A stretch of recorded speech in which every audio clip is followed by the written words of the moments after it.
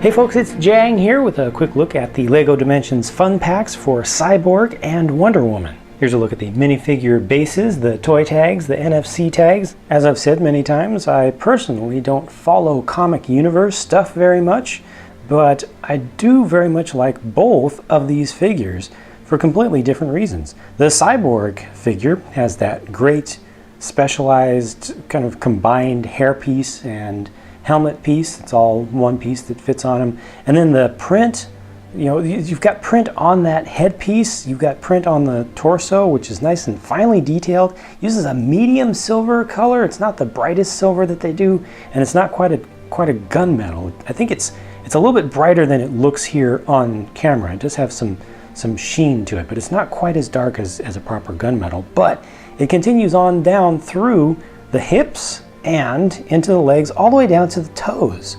So a lot of fine detailing. Even notice on the legs for the knees, they've got just a little bit of the darker gray right there, and it just has that little extra touch of detail.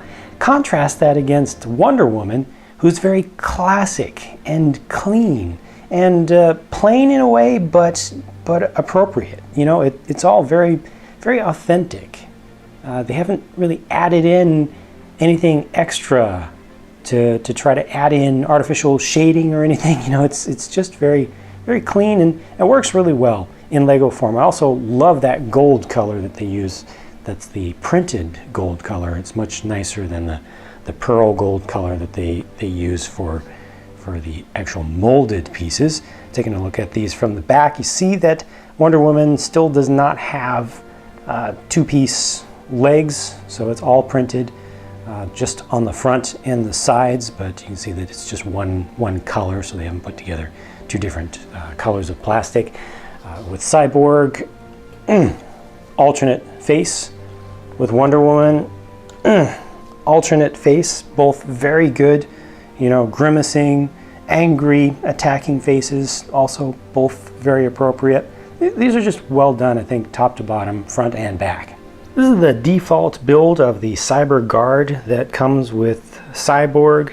It's a nice and tall build. You know, it stands out nicely against the figures. A lot of the mini builds for LEGO Dimensions are rather small or especially short, you know, close to the ground. But this is one of the ones that really stands up and thus stands out. And, of course, it's LEGO Dimensions, so you're not stuck connecting these things always to the bases. You can just take the whole thing off and use it on its own. And there you can see already it has waist articulation. You can turn this a little bit. It's a little bit limited because of the clips on the back that stick down here that are used for alternate builds, but you know, a little bit of motion there. You can move the legs forward and back to look like it's moving a little bit, and it has ball joints up here, so the arms, for such a small little thing, the arms are able to move around quite a bit. And even on this side, you can move the forearm.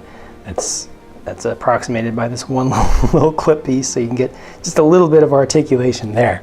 In game, unfortunately, it's a completely different story. It's a much larger thing.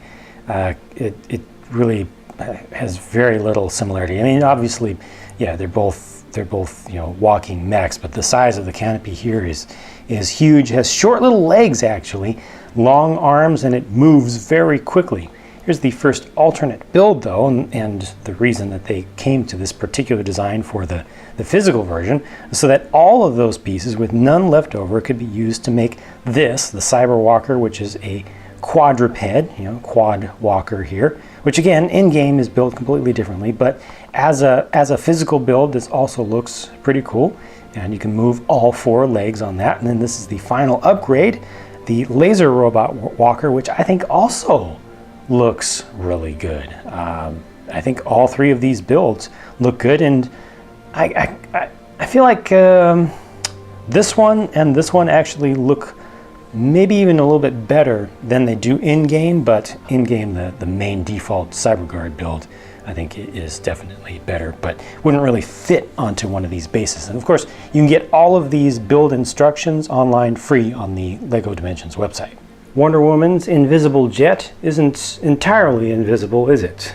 But that's a good thing, because you can actually kind of see it. Still a little bit tough. It uses a handful of pieces in gray, light gray, which I think is a perfect choice here.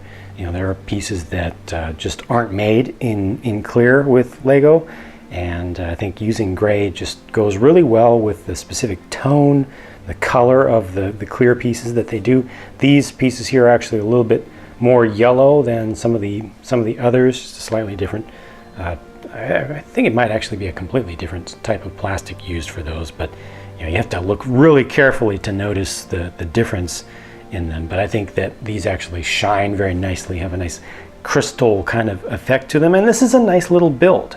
I think it looks good on display, has a good mix of completely clear and non-clear pieces, and it goes together well. And when you look at this in-game, it's scaled up a little bit there, but still basically the same thing. You know, all the shaping is there. So I think there's a good mental connection that you can easily make between the physical build and the in-game version. This is the first level of upgrade. Again, slightly different scale, but both very, very similar and have some shared elements between them, even though they are scaled differently. The stealth laser shooter, and this is the final upgrade here, the torpedo bomber, which is also a flyer, not a submarine. But this one I think definitely looks better in game because of the rear canopy part, which on the physical build is flat on the back. But I think all three of these look pretty good to display.